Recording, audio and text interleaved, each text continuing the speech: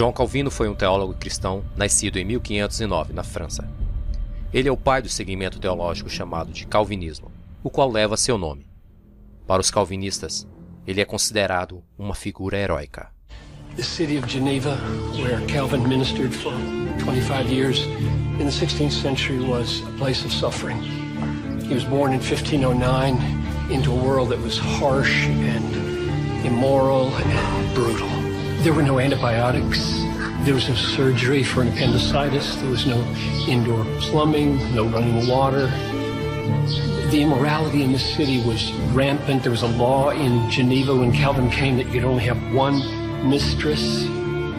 And the brutality, imagine getting a letter from a family whose son had died because he was burned alive for something you taught him. So Calvin did his ministry, forged his theology in a city of suffering and harshness and brutality and immorality, and the way he did it was by the daily exposition of the Word of God, and light broke out of darkness and gave hope to a suffering people. And that's the way it's been happening ever since, with the doctrines of the Reformation running and triumphing over the darkness throughout the world through the expository preaching of God's Word. So that's my longing for all of us who preach the Word. Mas tanto João Calvino quanto o calvinismo escondem fatos obscuros e terríveis. Fatos estes que muitas vezes são evitados por seus seguidores.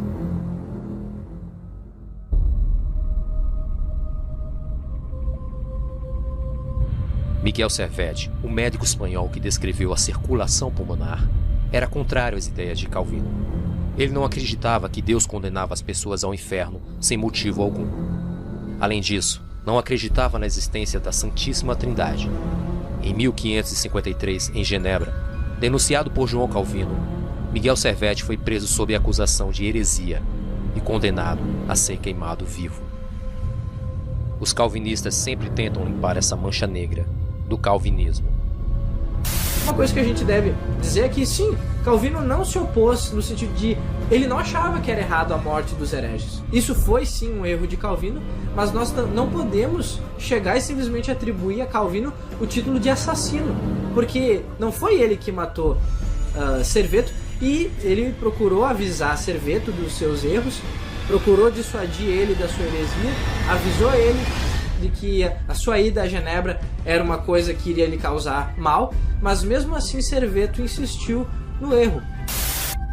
A verdade é que Calvino não acendeu o fogo que queimou Servet, mas ele não só foi um dos responsáveis diretos de sua morte, como também a desejava. Como ele mesmo falou, se ele vier aqui, se minha autoridade valer algo, eu nunca lhe permitiria sair vivo. Muitos dizem que Calvino tentou ajudar Servet a escapar da fogueira, ou até mesmo que ele tenha se arrependido de seus pensamentos. Mas suas palavras mostram exatamente o contrário.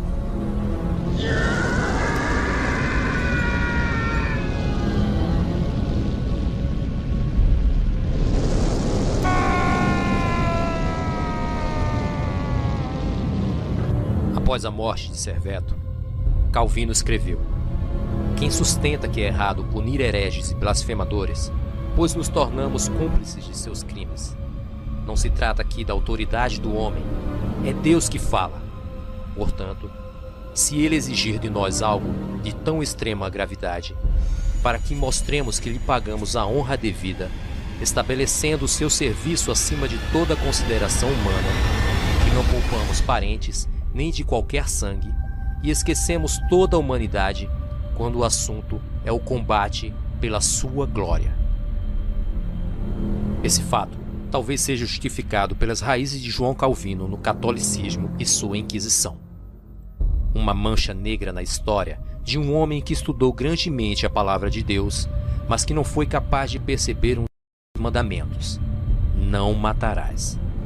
Um teólogo cristão que conhecia toda a Bíblia, mas não conheceu o amor e o objetivo da mensagem de Jesus.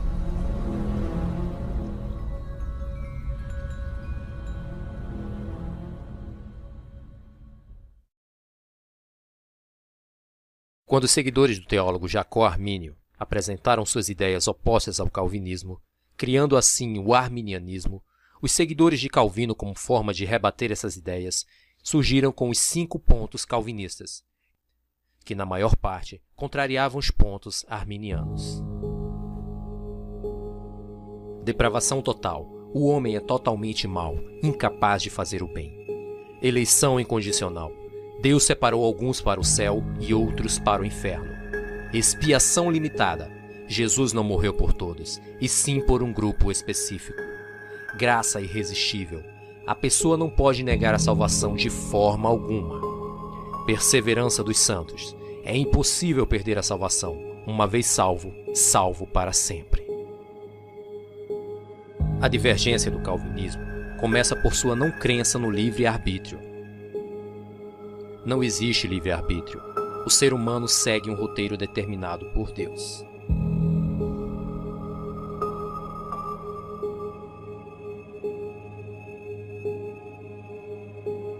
Para os calvinistas, o livre-arbítrio fere a soberania de Deus. Logo, para eles, o homem não pode tomar decisões próprias.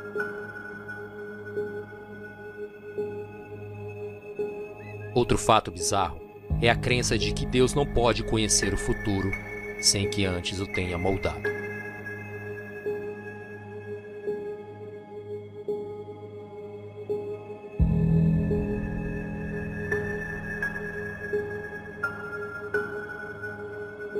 A obra máxima do calvinismo são os escritos de João Calvino, chamados de Institutas da Religião Cristã, um conjunto de ideias e regras tão contraditórios quanto seu autor. As Institutas, no livro 1, capítulo 18, artigo 3º, Calvino diz uma coisa que eu não sei de onde ele tirou isso, ele diz: Deus quer que se faça aquilo que ele, Deus, proíbe fazer. Deus quer que se faça aquilo que ele proíbe fazer. Eu fico imaginando um Deus esclerosado, um Deus estranho a partir da ótica calvinista. Eu pergunto, isso faz algum sentido? Deus está correto ao querer que façamos algo que ele mesmo proíbe? Isso não é o cúmulo da contradição? Eu creio que sim, em termos bíblicos, em termos lógicos.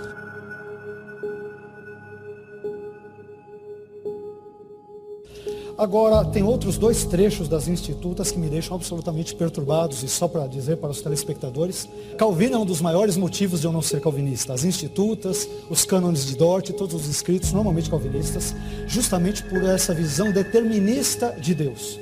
As Institutas, no livro 1, capítulo 16, artigo 9, veja só a ilustração de Calvino, uma coisa terrível.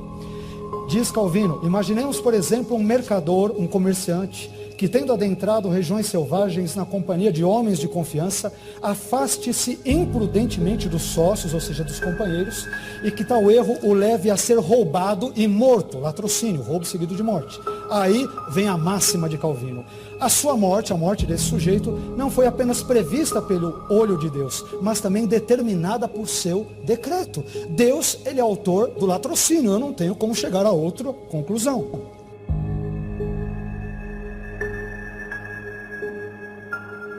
Finalmente, outro texto que me deixa chocado nas Institutas, livro 1, capítulo 16, artigo 3º, diz Calvino: a experiência demonstra com clareza que algumas mães possuem as mamas cheias de leite, enquanto outras possuem as mamas quase secas. Por que isso acontece, diz Calvino? Ele explica: de acordo com a vontade de Deus, de alimentar este bebê de forma mais abundante e aquele bebê de forma mais parcamente. O senhor mencionou sobre Roger Olson, que talvez esteja beirando ao ateísmo aberto, o que eu duvido veementemente, mas eu acho que se este fosse o caso, não seria tão grave como o caso de John Piper, que disse que no 11 de setembro de 2001, aquele avião que foi até as Torres Gêmeas e matou 3.000 pessoas, não somente foi previsto por Deus, mas Deus quis que aquilo acontecesse porque ele decretou.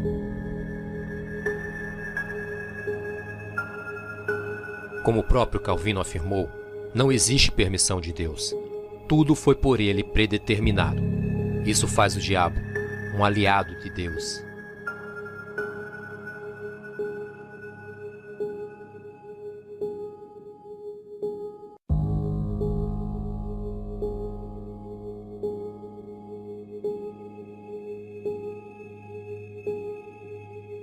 Em outras palavras, Calvino disse: Deus não só viu de antemão a queda do primeiro homem e nela a ruína de sua posteridade, mas também por seu próprio prazer a ordenou. Porque na realidade, na questão da queda, Deus não somente permitiu. Ele foi lá e fez um jardim. Ele foi lá e fez uma mulher. Ele foi lá e colocou uma árvore. Ele foi lá e fez uma proibição. Ele agiu.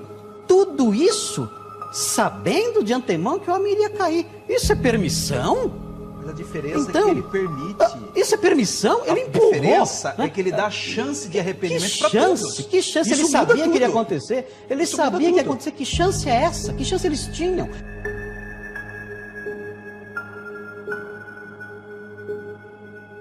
Imagine que um inocente bebê infelizmente venha a morrer. E pior ainda, ele seja mandado para o inferno. Você acharia justo? Mas espere, o pior ainda vem. Imagine que o responsável pela morte de milhões de pessoas, como o psicopata do Adolf Hitler, esteja aproveitando os benefícios do céu. Isso seria justo? É isso que prega o calvinismo com a eleição incondicional. Um Deus injusto que escolhe pessoas para salvação ou perdição, sem lhes dar a oportunidade de mudar o seu quadro final.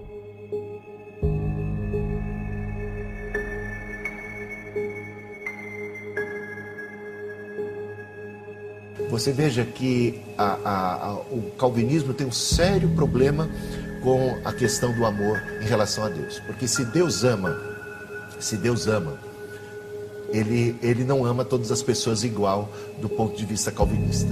Ele amou a uns para conceder-lhes salvação de modo incondicional, que ele poderia conceder, segundo o ponto de vista calvinista, a quem ele bem entendesse, que não há condição alguma de fé, de qualquer coisa que esteja no homem. Então Deus escolhe um punhado, né? E a grande maioria da humanidade ele simplesmente ignora e deixa e abandona. Como Deus ama a esses? Segundo Calvino, segundo os calvinistas, Deus ama essa grande multidão de perdidos, de réprobos, que ele reprovou, que ele ignorou. Ele ama no sentido de fazer chover sobre eles, de dar vida, de dar pão, né? Dando coisas. Agora, que tipo e que espécie de amor é este? Quando nós bem sabemos nas palavras de Jesus que do que vale ganhar o mundo inteiro, ainda que recebêssemos de Deus todas as benesses possíveis, fôssemos bilionários, cheios de saúde, cheios de riqueza, isso seria um grande engodo, quando de fato Deus não nos concedeu a vida eterna. Do que vale ganhar o mundo inteiro e perder a alma. Então, a espécie de amor que Deus tem pela grande maioria da humanidade, segundo o ponto de vista calvinista, é um amor cruel, é um amor que, segundo João Wesley, um amor de dar arrepios, quando a gente pensa nessa espécie de amor, de gelar o nosso sangue. Por quê? Porque podendo salvar as pessoas, as abandona e as entrega a si próprias, a sua condenação, enquanto outros ele ama de modo especial. Então Deus seria do tipo que faz acepção de pessoas e ainda obriga nós, os cristãos, a amarmos como ele nunca amou. Porque Deus diz que nós devemos amar os nossos inimigos, né? E Deus não amou a todos igualmente, segundo o ponto de vista calvinista. Este é o maior calcanhar de Aquiles do ponto de vista calvinista e, para mim, insuperável. Outro é que faz de Deus essa ideia de soberania tão plena, tão absoluta, faz de Deus o autor do mal. E o único jeito de você escapar da conclusão de que para que Deus não seja o autor do mal, é entender que Deus criou e deu liberdade aos seres humanos, e os seres humanos tiveram espaço para o exercício das suas liberdades e pecaram e erraram, e o mal existe como uma consequência disto.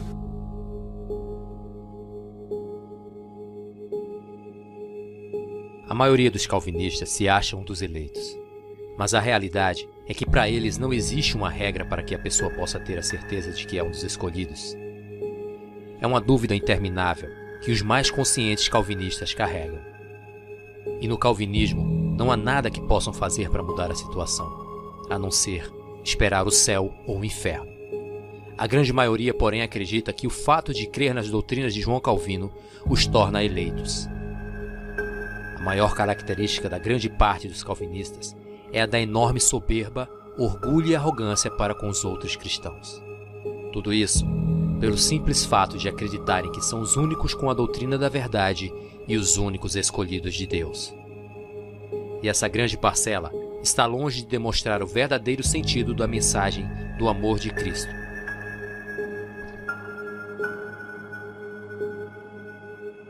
Como exemplo desse separatismo promovido pela grande maioria no calvinismo, o pastor Marcos Granconato, grande ícone calvinista brasileiro, que aqui já foi mostrado, chocou o cenário evangélico com comentários preconceituosos contra as pessoas que moram em favelas.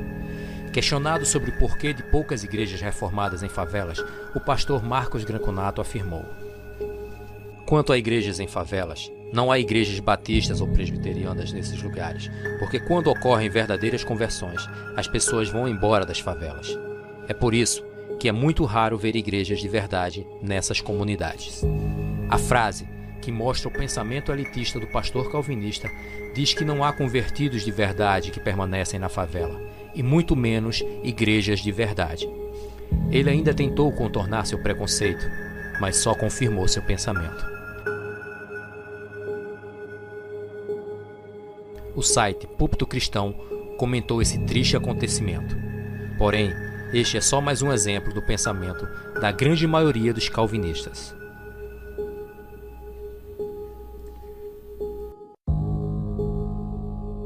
O texto bíblico mais usado pelos calvinistas é o de Romanos 9. Segundo o calvinismo, esse capítulo é a prova de que Deus escolhe quem Ele quer para a salvação ou para o inferno. O versículo usado é: como está escrito, amei a Jacó e odiei a Esaú. Que diremos, pois? Que há injustiça da parte de Deus? De maneira nenhuma. Romanos 9, 13 e 14. Não agiu. É a sua soberania. Nós entendemos, nós que cremos na soteriologia calvinista, que Deus é Deus. E louvado seja Deus por sua graça e louvado seja Deus por sua ira. Porque em tudo isso Ele manifesta os seus propósitos soberanos.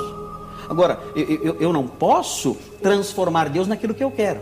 Deus não esmoler Deus em alguém que está ali pedindo, implorando para que todos creiam nele. Não, Deus é soberano, Deus é Deus. Ele age conforme a sua graça soberana. Alguns Ele escolheu para a salvação. Romanos 9 é claro em dizer isso. Outros não. Agora, quem acha ruim com isso, tem que discutir com Deus. É o que está na Escritura. Basta ser alfabetizado, ler o que está no texto, aceitar o que está no texto e então crer nisso pela fé. Não tem outro jeito. Mas como veremos a seguir, tanto este versículo como todo o capítulo de Romanos 9 é erroneamente interpretado pelos calvinistas. Quem são Esaú e Jacó para Calvino e Armínio? Aqui a distinção é profunda. Bem profunda. Aliás, tem uma curiosidade de Armínio que eu creio que até a maioria dos arminianos não conheça. A maioria mesmo, esmagadora, sem medo de errar, não sabe desse aspecto. Olha que interessante. Segundo Calvino, quem são Esaú e Jacó? Não devemos duvidar de que Jacó foi incorporado a Cristo para ser companheiro dos anjos na vida celestial. Jacó é, pois, o eleito incondicionalmente ou arbitrariamente. E Esaú, rejeitado. E são diferenciados pela predestinação de Deus aqueles entre os quais não existia diferença alguma quanto aos méritos. Então, quem são Esaú e Jacó para Calvino? Respectivamente, Esaú é aquele que foi predestinado para a perdição e Jacó para a salvação. E aí, Armínio, de forma totalmente distinta, ele irá dizer: Jacó e Esaú devem ser considerados não em si mesmos, e sim como tipos, sendo o primeiro, Jacó, o tipo dos filhos da promessa, que buscam a justiça que é da fé em Cristo, ou pela fé em Cristo, e o segundo, Esaú, o tipo dos filhos da carne que buscavam a lei da justiça. Em outras palavras, Armínio vai dizer, Jacó representa todos os crentes que pela graça de Deus creem em Cristo. Eles buscam ser justificados pela fé em Cristo. E Esaú, ele é um tipo de todos aqueles que buscam ser justificados pela obra da lei, pela prática das obras humanas. Então é um elemento tipológico. Esaú e Jacó são tipos, respectivamente, dos incrédulos e dos crentes. E essa interpretação não é só dele, está em Ambrosiastro no 3º ou 4º séculos e em vários outros pais da igreja. Ele não está inovando, ele está seguindo uma determinada linha teológica presente nos pais da igreja. Então, são tipos, né? Eu particularmente distou um pouco aqui de Armínio, né? Eu entendo que Esaú e Jacó em Romanos 9 são ao mesmo tempo antropônimos e epônimos, ou seja, quando a Bíblia trata de Esaú e Jacó, ela se refere aos mesmos personagens que levam estes nomes, e ao mesmo tempo Esaú e Jacó, que são antropônimos, ou seja, nomes de dois indivíduos, Esaú e Jacó, referem-se também a epônimos. Epônimo é o nome dado quando você pega o nome de um personagem bíblico, no caso Esaú e Jacó, e transfere esse nome para um grupo, uma nação, um tribo, um clã, um grupo social e assim por diante. Ou seja, Esaú e Jacó, a meu ver, são tanto os indivíduos quanto as nações deles oriundas, ou deles resultantes, ou deles provenientes. Agora, vejam o que Armínio diz. O apóstolo trata ali, ou seja, Romanos 9, do decreto pelo qual Deus decidiu justificar e salvar aqueles que seriam herdeiros da justiça e da salvação, não por obras, mas pela fé em Cristo. De novo, Deus prevê a fé e com base nesta presciência Ele salva ou não salva. Sempre essa é a tônica de Armínio. Não do decreto, aí ele destoa totalmente de Calvino. Olha o que ele diz depois do ponto e vírgula. Não do decreto pelo qual ele decidiu salvar estes ou aqueles e condenar outros, ou aquele pelo qual ele decidiu dar fé a alguns e repelo de outras, como diz o Sino de Dort. Armínio diz, não é este o assunto de Romanos 9. Romanos 9, dando continuidade a Romanos 8, a Bíblia como um todo é um texto que fala sobre um Deus justo que salva ou reprova, salva ou condena com base na presciência da fé e respectivamente da incredulidade. Isso é o teor. O teor é sempre o mesmo, a justificação pela fé. Não tem nada de falar, escolheu estes para o céu, para o inferno, de uma forma incondicional, sem levar em consideração a fé do indivíduo. Isso não faz parte do pensamento de Paulo em Romanos 9, diz Armínio, contrastando totalmente com Calvino.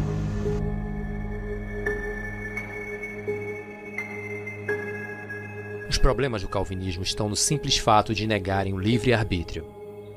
Com essa crença, acumulam diversos problemas e contradições, como a descaracterização do arrependimento, uma vez que o homem só faz o que é determinado por Deus, perda do sentido da oração a Deus, já que a mesma não produz efeitos quando tudo já está determinado, o fato de não responder se Deus é bom ou mau, se Deus é realmente justo, se o diabo é inimigo ou aliado de Deus, dúvidas da própria salvação, entre outras centenas de questões que o calvinismo não responde ou tenta evitar.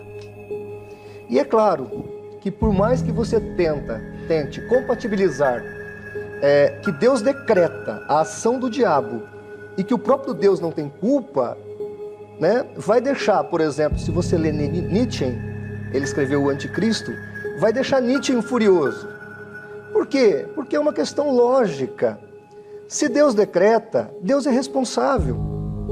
Se Deus é responsável, Ele é autor do pecado. John Wesley chegou a essa conclusão. Vários outros teólogos, desde a antiguidade, o Concílio de Orange, já havia chegado nessa conclusão. E é interessante observar que isso é uma questão bíblica. Eu li a Bíblia 2 vezes sozinho, sem teologia. E eu sempre entendi que Deus nunca poderia ser responsável pelas coisas erradas que acontecem na minha vida. Eu é que tomei escolhas erradas, é você que toma suas escolhas equivocadas, e isso te leva a um problema, a um beco sem saída. Com relação ao diabo, são muitas vezes nós que damos legalidade para ele agir na nossa vida. Não é porque Deus decretou, porque Deus ordenou, porque Deus mandou. Então esse é o ponto de vista básico, não só arminiano, mas de várias visões teológicas, inclusive luterana. Os luteranos também têm um pouquinho desse viés, né? Embora Lutero vai dizer que o diabo é o diabo de Deus, mas ele tem esse viés também. Então é uma questão que a gente quer abordar aqui, é isso. Porque não há como fugirmos da realidade. A gente tem que aceitar, cada religião tem que aceitar o seu profeta.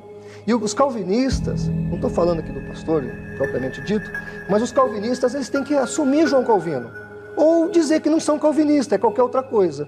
Porque se você é calvinista, você tem que aceitar o seu profeta, que se chama João Calvino.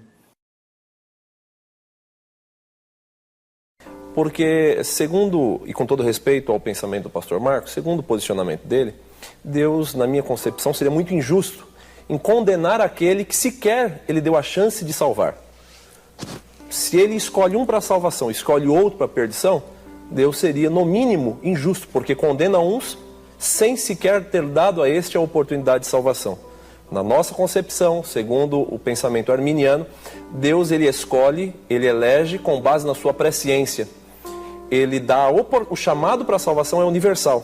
Segundo o pensamento do pastor Marcos, alguns que estão nos ouvindo nesse momento, nos vendo pela televisão, não foram chamados para a salvação. E por mais que você queira, você não terá a oportunidade. Segundo o pensamento do pastor Marcos, na minha concepção, o chamado para a salvação é universal.